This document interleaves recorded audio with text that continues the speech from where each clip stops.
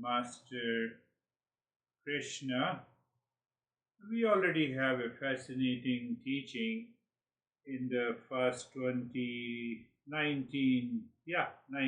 verses. So basically, this chapter primarily focuses on the nature of Ishvara, or nature of the God, and we understand that there is a para prakriti and there is a apara prakriti, higher and the lower nature. And because of the delusion, we are identified with the lower nature. Because I'm adding, just summarizing it. So, because of the Maya, because of the delusion, because of the superimposition, we identify ourselves with the apara prakriti, and that is why we think, speak, and act as an individual. I already explained it, consciousness for rajogunized individuals, so I'm just summarizing it in a different way. So then it comes to then how to move to the para prakriti, or a pure consciousness, and recognize, live with the direct experience. So then the master takes a ramp and he says, no, first understand there are 4 types of seekers. I'm not going into 5 different types of non-seekers. We are already seekers. So 4 types of the seekers. After on that 3rd type of the seeker, we have to become. Then comes the very unique teaching that is known as Bhakti. I know you have read lot of literature, Bhakti, the Bhakti, love and devotion to the Krishna. What is all this Bhakti, Bhajan, Kirtan? There are many Kirtan groups in US also. People are also doing Kirtan. So whether you say Kirtan, Bhakti, they belong to the same category of Bhakti. So our Master Krishna briefed from the verse number 20 to 30th verse. If I remember, there are total 30 verses. And he recognizes there are 2 types of bhakti, 2 types of devotion. Or you can simply say the two stages of progress into a higher consciousness, the lower and the higher stages of meditation, or you can say even the lower and higher stages of meditation. Here the main goal is, the term is used as bhakti, or you can say the loving relationship to the Krishna or the Ishvara, bypassing the Maya. So what is all this, and how to approach this? Why? Because if we approach this, if we start our bhakti, you have already started bhakti by the poise, and that is why I introduced the poise much before. So we will understand, we will define the basic definitions of the bhakti. Then we understand the characteristics of the bhakti, that is in these 10 verses. Then we will see that what are the practical methods of bhakti, what is the advanced understanding of the bhakti, and what exactly is the process of bhakti, how it helps us to advance into the higher stages, and then what are the obstacles, what is the essence of bhakti according to Master Krishna. So because bhakti is very much prevalent even before the Gita was written, as I told you, there are thousands of the texts, and especially the Upanishads. So Krishna extracts some of the principles from the Upanishads also. And one of the great texts of Bhakti is Narada Bhakti Sutra. Narada is a great master. So he has written the Bhakti Sutra. Narada Bhakti Sutra. There are other sutras also. Perhaps Yajnavalkya Bhakti Sutra, but Narad Bhakti Sutra is very, very famous. So, like Patanjali Yoga Sutra, it has got also the sutras. So, Krishna, the beauty of the learning and understanding Gita means that we are learning almost everything of the Eastern wisdom from almost all the thousands of the texts. So let us see the hierarchy of bhakti or hierarchy of devotion, in that we have been doing the practice of meditation. What is this hierarchy of devotion or bhakti? I'll just remind you. All our spiritual practices progresses through the levels of refinement. So worship is another word we use. We will also define worship clearly so that we can transcend all the religious affiliations to this bhakti. So worship begins with the forms. Form, lesser deities, symbols or rituals, because the mind is concrete and craves objects. Why? Because it lives in apara prakriti. It is an individual. Individual mind always craves for anything of the name in the form. So yes, we have been doing the meditation, Krishna with an or Shiva with an image of name in the form. And then we move into the nameless and the formless. Outer self, Krishna as a god, but Krishna as inside is the inner self, and beyond that we have the para prakriti. What is the hierarchy? Hierarchy is that as the inner purity develops, devotion shifts towards the absolute, from the form to the formless. Here lies the secret. When you move from the form to the formless, you also move from the desire to desirelessness. Desirelessness. That there are two types of bhakti, two stages of meditation.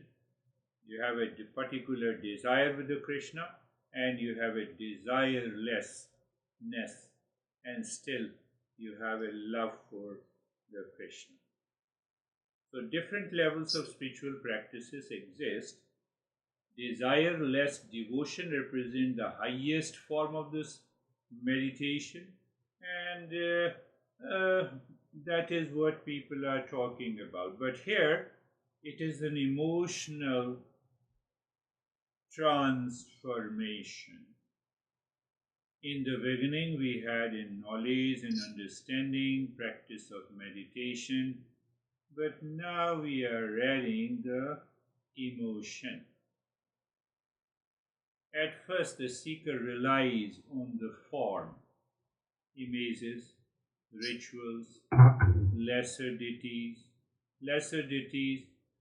because the mind is conditioned to grasp the tangible. Krishna does the best service to all of us. He says, no, accept that also. Ritual is there, yes, ritual with the reason you accept that. So he gives the reason, yes, because mind grasps the name in the form easily. So take the name in the form of Krishna or Goddess Kali or Shiva or any god, Jesus, will do.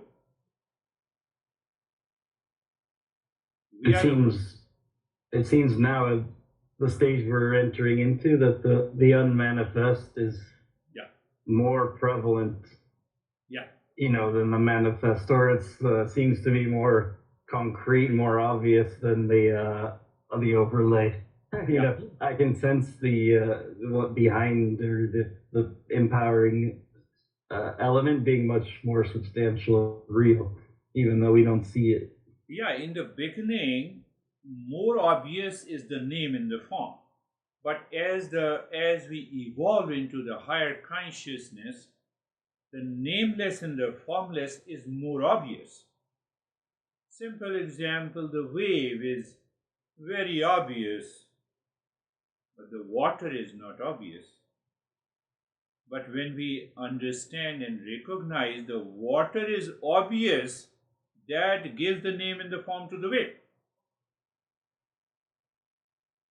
One example, like this, one example, the space is obvious to the house, but we see no, a big living room is obvious. Boundaries are obvious. Over time, that is where we move into the devotion. Devotion, how to evolve into that bhakti or the devotion, culminating in a desireless love. The moment we have a desireless love means what? We recognized love is my nature. Desirelessness, love is my nature. So it's a movement from the form to the formless. Just take another simple example. As the child learning to write, first they trace big letters in a coloring book. Later they move to sentences. Finally, write freely without guides. So that is what our the spiritual journey. Our spiritual journey begins with the forms and symbols, and but it matures into a formless truth. Formless truth. I take a simple example. When I say Shiva, Shiva.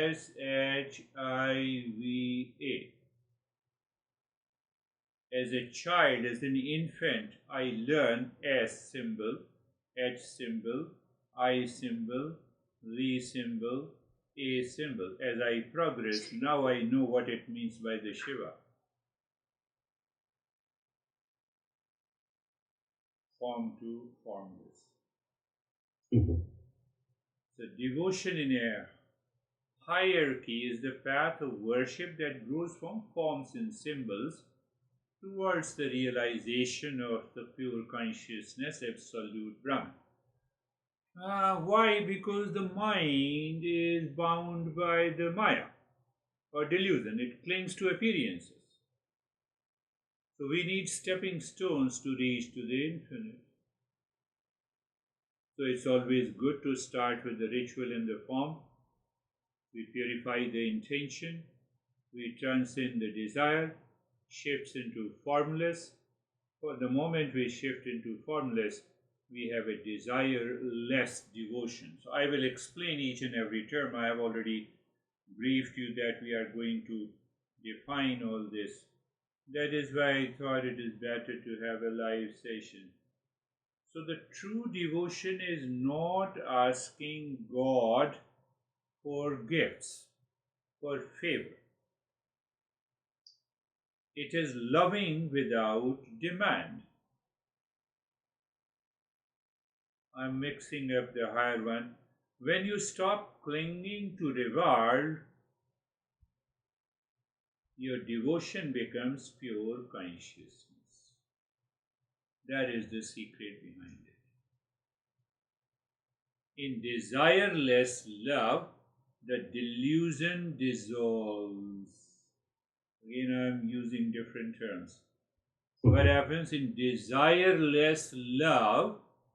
So, mind is in the state of desirelessness. Go to the Patanjali. Patanjali says it is the fifth state of the mind. What is the fifth state of the mind? It is emptiness. Mind is empty of all the contents. When it is empty of all the contents. So Patanjali also explains the same thing as Krishna is explaining. But their approach is different, so the practices will become the different. Principles are a little bit different. So what I'm saying, desire less love, delusion dissolves. No delusion is left behind. So when the delusion is not left behind, the waves are not left behind, I find myself as a water. The formless eternal reveals itself. There is a natural revelation of that absolute existence. Chapter 7 says, without understanding God, you cannot understand your own nature. Because ultimate cause is the God. What is the message of the Krishna here? Do not stop at the image. Journey into the infinite source is pointed here. So you made some remark previously. Oh yeah, people are bent more towards leaning towards the image. Yes, people find they are absorbed emotionally. At least there is no honey outside to love. So the honey inside with an image also gives you some sense of solace. Yes, no doubt, it gives you. But to stop there is not the journey. To stay there and to stay there with the Shiva with an image is not the journey. There is a same thing, whether you say Shiva, Krishna or Goddess, principles are the same.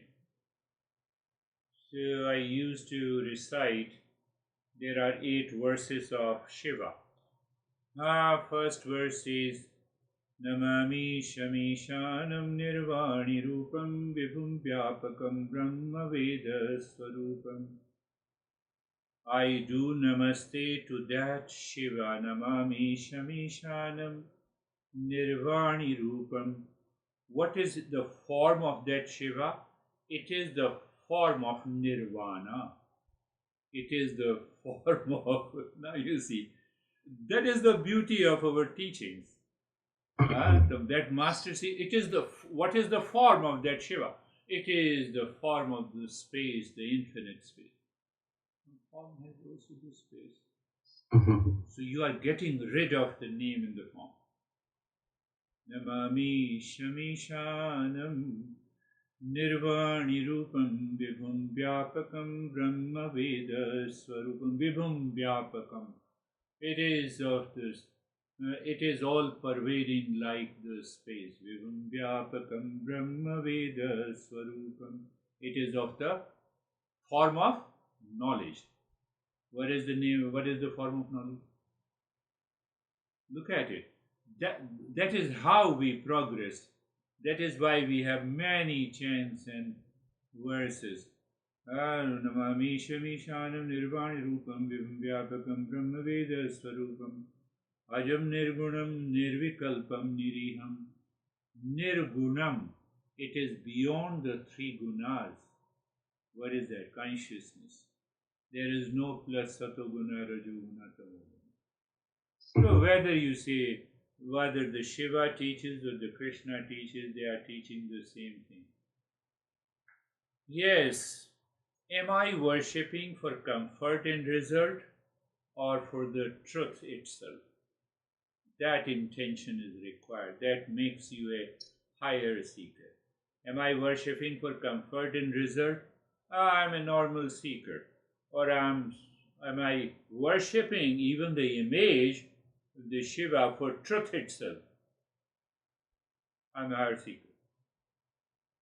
So people stuck. Oh, no, I'm a devotee of the Shiva, or I'm a devotee of the Krishna, I'm a devotee of the Jesus. No, it doesn't. Krishna says, no, you are a lower seeker. Yes, whatever you are doing is good, but your intention of meditating on the Shiva is to find the absolute truth, or Krishna is to find the absolute truth, or Jesus to find the absolute truth. Then you I have realized that, I don't know why that struck me just now, but the beauty of Arjuna picking Krishna without his army, who he's also not fighting, yeah, right? But he's present and he's devoted and he's driving his chariot, though he's not acting. And I thought, oh, now I see yes, what a beautiful metaphor. message that is, metaphor. Yeah, when he says, "I pick Krishna," you know, he can take his army and everything else, and he says, "Oh, I'm not going to fight. I'm going to leave my weapons." And yeah, of course, Yeah, a non-doer, right? non-doership Yes. is there. Non-doership will always be there in the para prakriti. In the para prakriti, body mind identification is there. So another level of understanding that we are a higher seeker. What do I expect from my practice? Reward or realization? Reward in terms of the money, cure, treatment of diseases, etc., etc. A long list of expectations. Expectations is not there. Am I ready to let go of desires and love purely? Yeah, it defines you whether you are a lower seeker or a higher seeker. So, first, comfort in result or truth. You expect reward or realization, or you want a desire to be fulfilled or desirelessness. Desirelessness dissolves the delusion, and you recognize that Krishna is the form of pure love. Yes. Now understand another part that is also very important, and we should not leave it.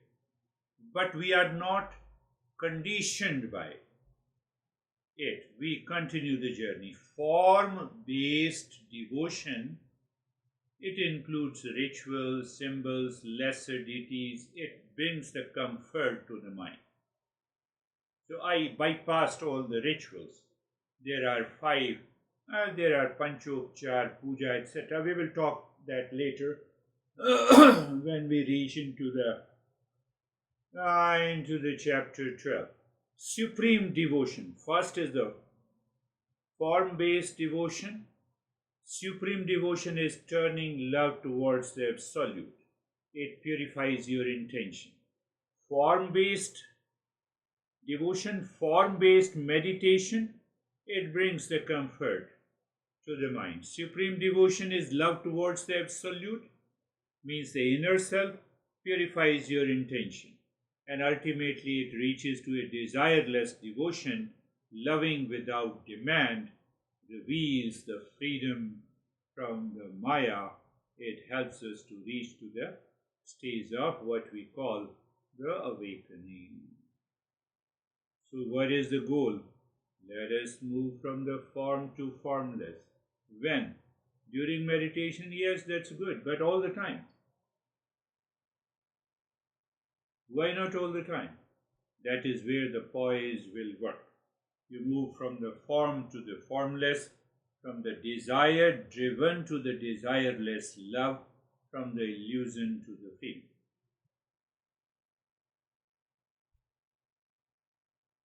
By examples, in the beginning, I'm starting to explain you what is this bhakti and devotion so that the things become clear.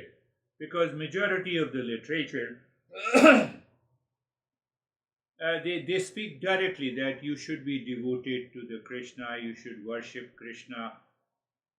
But we don't know what is this worship, what exactly is the devotion. Devotion of form, devotion of formless, what exactly it happens. What transformation takes place. And then we will be very clear then what we need to do. We have already started doing the form meditation with the form. In the same meditation practice, we have done the meditation with the formless. So we have done that. It is like a river's flow to the ocean. Another metaphor to make you understand clearly. Many forms of worship eventually merge into one formless reality. We have different ways of bhakti. Different ways, maybe thousands ways. I've seen when the goal is the same, you can be less, well, you can walk many paths, and not be swayed, right, by well, you could be, but, the goal shouldn't change, even though the method might look different, it seems like. You'll be surprised. We start worshipping or praying any god with a lot of rituals and forms and rites. There are hundreds of rites, ritual and forms. Maybe after 10 days or 15 days, we sink that image into an ocean and river. A pointer to the formless God. We don't mind. We build that image with very pricely material. It cost you thousands of dollars. And after 10 days, we sink into the ocean. Ultimate reality is the formless. That is the beauty. First time it stuck to me, and I said, wow, that is perhaps the right way to enter into that formless, all-pervading, eternal. Go to the chapter 2. Real self is all-pervading, eternal, truth cannot be objectified. Oh, goal is still there. This is just a break in order to help the mind, to purify the mind, to purify the intention, to dissolve the Maya, to reach there. So can you think from the Western point of view, if you look at it, how much you spent, maybe $2,000, what you're going to do now? Oh, come with me. We will sink this image into a river. What? We don't mind. And there are thousands of people. One community, one group, they sink everything. Even you watch a group of children build an ornate sandcastle. Yes, right? sandcastles. Yes. The day is over, and they'll go kick it and stomp it and throw it, and they're completely okay, and they never get attached to the castle. They never get. So we begin with the forms. They are valid steps on the journey. It has nothing less to do with the ritual. It has to do with the ritual with the reason. You shift your devotion from asking to simply loving. Move towards the formless absolute beyond the delusion. Desireless devotion is the true liberation. The highest love is without motive. And you have a gospel of Ramakrishna, where the Ramakrishna was asked by his master to get rid of this goddess Kali. Behead the goddess Kali with the same sword. Can you find anywhere that kind of an understanding? People may say, they may have a different ideas, but when you understand this, you say, wow, whatever you create in your mind, you destroy. Why you destroy? Because you want to destroy the mind also. Why you want to destroy the mind? Because the delusion is also destroyed. Why you want to destroy the delusion? You find the eternal love. Subjectivity, pure subjective love. You don't love someone, you are love being expressed towards others. That is what the Jesus said, love is God. Oh, yes, Jesus found it when he said, love is God. So Krishna reveals if I remember, the technology. in Ramakrishna's, didn't he reach a new level of understanding after he did cut the goddess down, right? He had a new realization. Yes, he was absorbed into the absolute for 3 days, and he returned. He said, wow, master, I was opposing you. I was attached to the goddess Kali.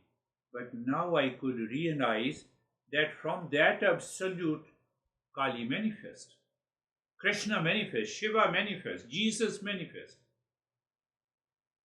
Perhaps you might have understood there are only few masters. Even Ramakrishna practiced Christianity, and he realized the Jesus, and then he realized the Absolute. He also practiced Islam. He practiced at least 32 sects, schools of thought in India, in Eastern wisdom, and he realized everyone. He was a great master. It's not possible. If we simply reach by one path, that is enough. But he realized that. So that is why that is what is the great masses. So now another thing, we have to understand this Maya as a misidentification here in relation to the formless, desirelessness. Keep that in mind so that it will help you to move ahead. Delusion operates through misidentification.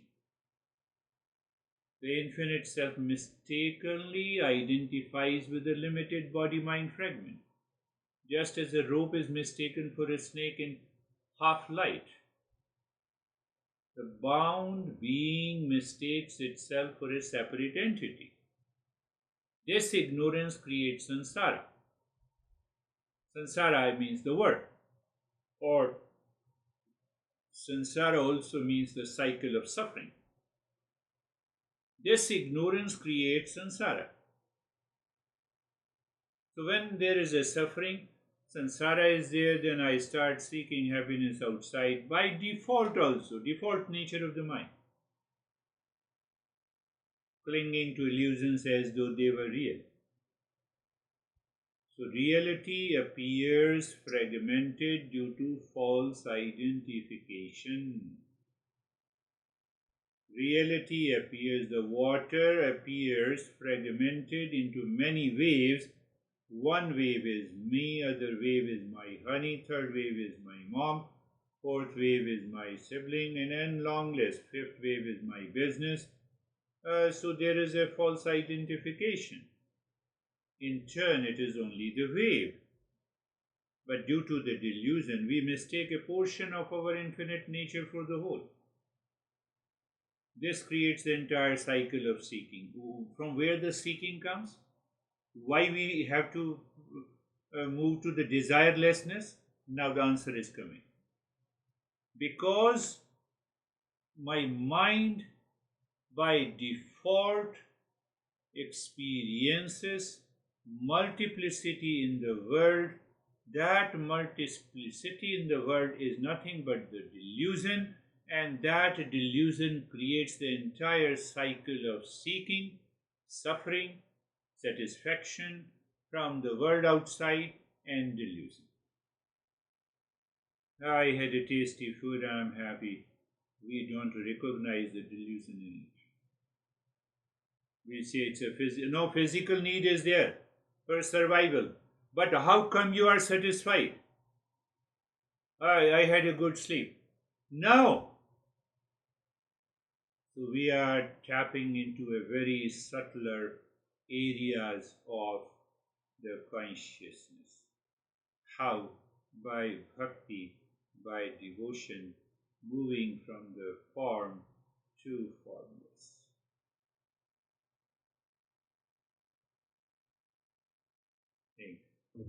Think. So it's a veil of the false identity.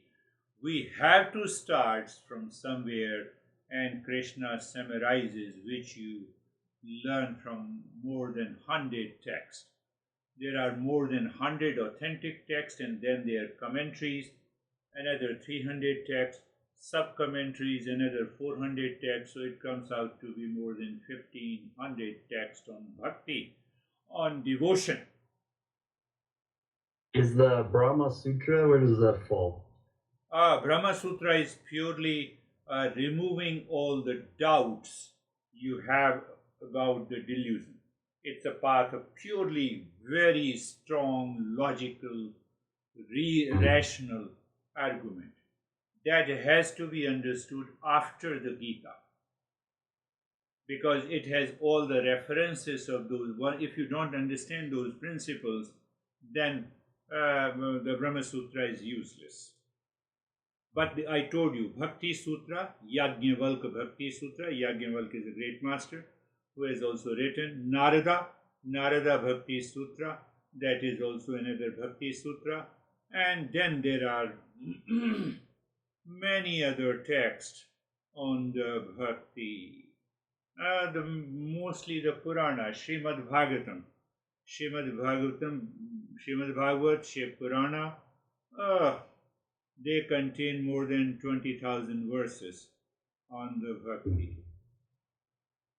So even if you listen and understand those 20,000 verses, you move into the Bhakti naturally. You need not to do any practice. It is explained logically. Come back, the veil of the false identity, the Maya, works by misidentification. Misidentification means mistaking the infinite self as a body and mind, like confusing a rope for a snake in the dim light. I told you the self is boundless. I already explained you. So how often we say, now I'm giving a taste of the Bhakti, so you will understand what exactly is Bhakti, and then what you have read already about the Bhakti, it will make a sense. It will not create some kind of resistance. What this guy is saying, it doesn't make a sense. What I'm saying now, pay attention. I am this body, I am this role, I am these emotions. This is how our mind and intellect thinks. The moment you think, I am this body, I am this role, I am these emotions, you pause and reflect, who is the awareness behind these? The moment you become aware, who is awareness behind these, it becomes bhakti. I'm explaining totally in a different way. Very practical. That is what I say. The poise will work. So what I need to do, I have to practice discernment. I have to distinguish the changing from the changeless, the witness from the witnessed. And when I shift attention from the fractured identities to the deeper self, I am into bhakti and I am into devotion. You will find that emotion flows from the labeled name in the form to insight. That has been explained in a very simple way. Love Krishna, love Jesus, sit down, think about Him, practice meditation, use the mantra. It has taken the form of many ritualistic practices. Is it chapter 12 or 10 when he's describing all the characteristics? Yeah. I find that's kind of a bhakti chapter, isn't it? Yeah, Wouldn't that kind of fall into that? Perhaps 12th chapter is the Bhakti Yoga, which explains... I think that's what it is. Yeah. So what happens when I think like this? Then I realize that I am not the fragment I appear to be. I'm the infinite self. The goal of the Bhakti is to jump into that infinite self. Let me drop this false identification. I have to break the illusion of this false self. I don't know how these masters reveal these processes and techniques. That is beautiful. Who is the first master who revealed these tools is another area of understanding. There are texts of that, how these masters have reached to that state of, how they discovered these principles. So we have understood a bit of These are I have yet to start the bhakti, but I'm just laying a foundation. Couple of sessions will make you clear. Then there is a third, I would say, that we have to understand the perceptual corruption. Corruption in my perception. You are my honey, you are my brother, you are my mom. In the societal level, everything is all right. But at the spiritual level, it is a corruption. I'm identifying different people with different labels, with a different name in the form. Is a problem with my perception.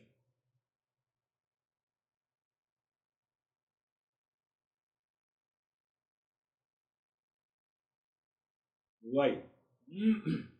I'm laying a very big few principles, and then we will use these principles when we are studying bhakti. The senses in the mind project false values onto my experiences. Something harmful appears pleasurable. Distracting desires are dressed as necessities, and the worldly beauty is mistaken for enduring truth.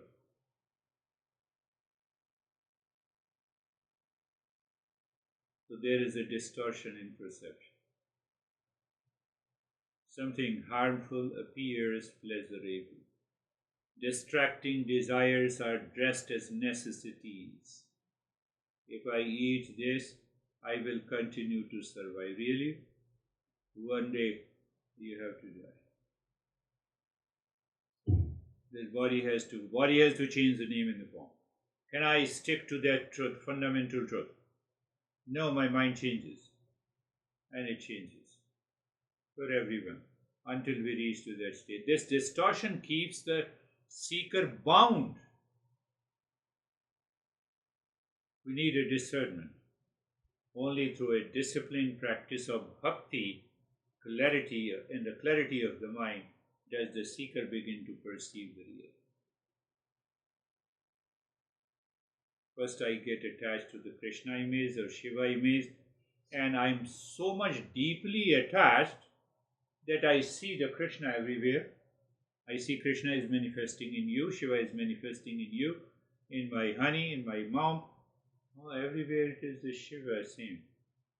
Where I'm reaching, I'm dropping the delusion. So attachment to the Krishna, you might have read the literature. Get attached to the Shiva. Get attached to the Krishna. Yes. Ramakrishna, get attached. So here the attachment works. An attachment to the objects, that this or name in the form is real. Husband is real. Wife is real. No. There the problem comes. Very slight difference, but that difference, one difference keeps your mind very calm, and other difference makes you crazy. Why my honey is doing like this? Why he or she doesn't love me? Why she doesn't take care? I have come tired. Nobody takes care of me. That attachment is a problem.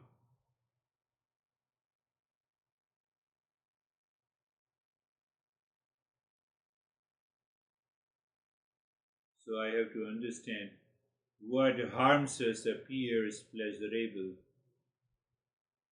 Honey, I love you. Yes. But internally, you have live into the internal awareness. With that awareness, you play outside. Yes, honey, I love you. That will make a sense. But if you say that I love you, you have certain expectations, infatuations. Because of that, you love that name in the form. What harms us appears pleasurable. Not all the time you can say that. But if you see that it is all the Krishna manifesting in every name in the form, you love constantly. There is no problem. Fleeting beauty looks eternal truth. Another problem. Fleeting beauty looks eternal truth. It's a perceptual corruption. Beauty is fluctuating. Beauty of the name in the form. yeah, what I've I've begun to see what makes beauty, right, or what brings light in the life. That's the beauty, the animating power of God. You begin to recognize that. At least I feel that I seem to be. You and me, your honey and my honey, for example, at the time of their birth and our birth, we looked very cute and beautiful and handsome. The cubs, babies of all the living species, including the plants, they look very soft, gentle, cute. It is the intelligent operation of the same God. Why? Because I will I will take care of that cute and beautiful. But if I force myself at this age to look cute and beautiful, is a problem.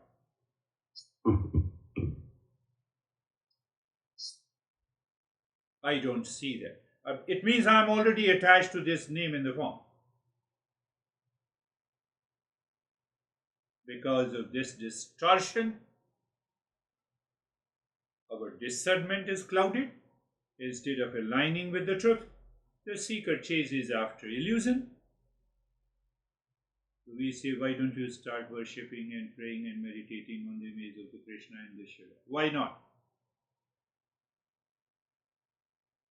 When you are deeply attached to any name in the form, you are still worshipping and devoted to that. But you are frustrated. Why not Krishna and Shiva?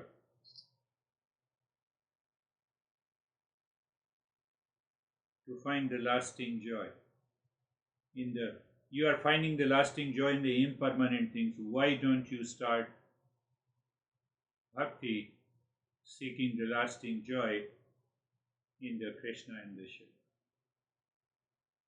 Well, and that discipline is bhakti. You start to realize, even a non-seeker, that Yeah. the pleasure is so fleeting as you get older, right? Even the rich man looks around, I must need another house or a bigger one because it's not working, Yeah. you know. And I think Yes. at this point in my life, like, true happiness is definitely not in that stuff. And I find rarely am I deluded in that notion, which is nice. That feels like progress in its sense. And when we are Brings peace. deluded, we continue to suffer. Continue to suffer. I told you this 70-year-old woman. I told you the real life story. Just 2 days ago, she fought with her friends, and she was in stress when she practiced meditation. She was out of it. She said, "Now I feel calm and peace." How long you have been doing the same thing over the last 70 years? How many events in which you fought, you reacted with your friends or strangers or siblings in mom? Maybe 100,000 times. Why don't you learn it? We don't learn. What is the learning? Leda Krishna is manifesting in all the forms, all the fight stops. How can I fight with the Krishna whom I love, whom I adore? So it's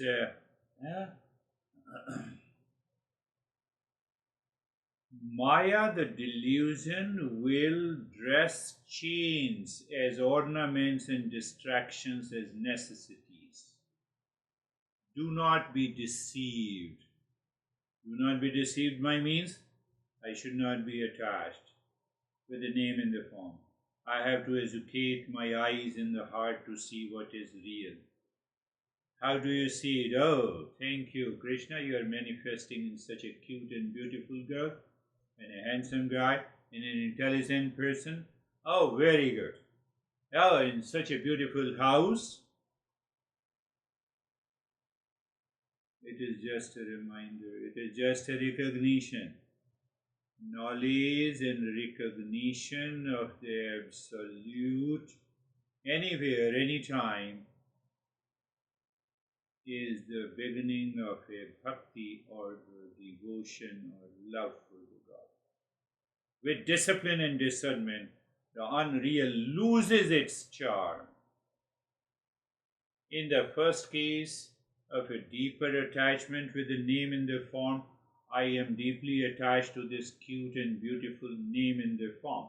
Infatuation is the result. I see it is a manifestation of the Krishna. It is the manifestation. The reality is Krishna. Manifestation is unreal. I have no problem of attachment at all. That is bhakti. That is bhakti.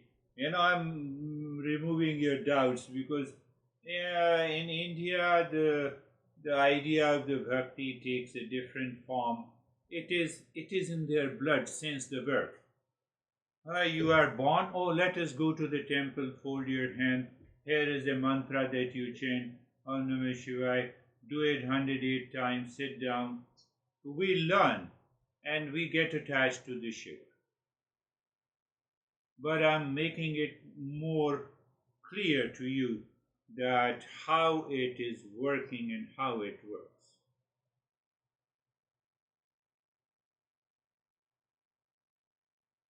Have you seen a distorted mirror? I'm giving it an example. Have you seen a distorted mirror? It stretches, it shrinks, it twists the reality. Delusion is that mirror. What did I say? Delusion is that mirror. You are my honey. You are my mom. You are my dad. You are my friend. You are my enemy. It is because of the delusion it stretches, it shrinks, it twists the reality. I was thinking the other day that when the mind settles, right, the mirror is perfectly, it becomes non-existent. Well, I was looking in the mirror in the restroom and I thought the mirror was perfectly clean.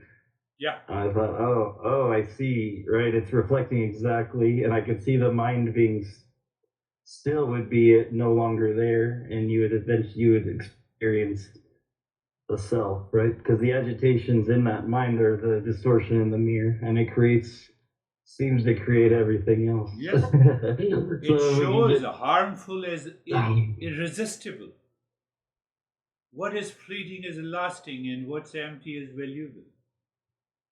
If we trust these distortions, we end up chasing shadows and missing the truth. So it means you see the image and the idol of the Shiva in your home. When you say Om Namah Shivaya, the Shiva is manifesting out of that image. That image is just a name in the form. You make the Shiva alive in your heart or in front of you. You get rid of the perceptual, what we say perceptual distortion, or I can say the perceptual distortion.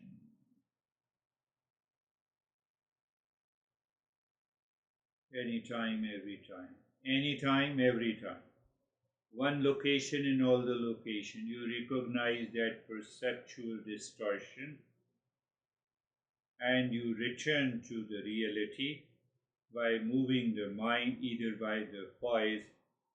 Krishna, where are you? I love you. So you remind, manifesting Krishna. So Krishna is manifesting everywhere, in every name in the form. Eventually you are in love with the Krishna. That is understood that is defined as a bhakti. I will define later in a direct way, but just first you have to understand Maya distorts the perception, making illusions attractive. You should find the answer why. Discernment reveals the real behind the unreal. You separate. It's only a manifestation. That cute and the beauty in the cute and beautiful girl is Krishna.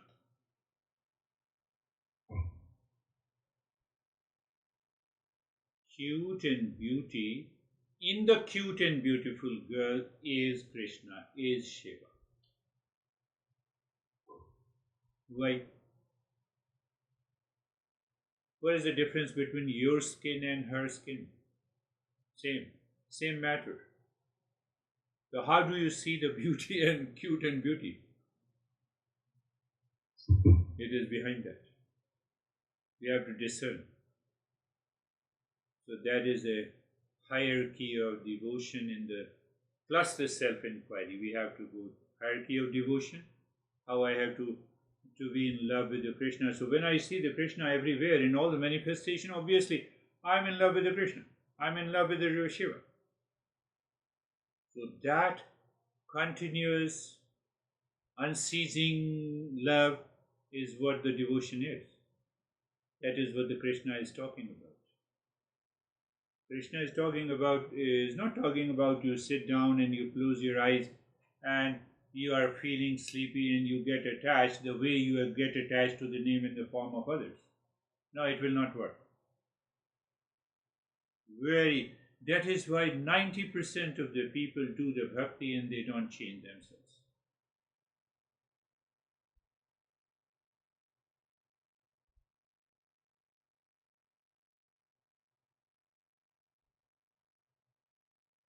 We will continue from there. So there we'll complete this form of.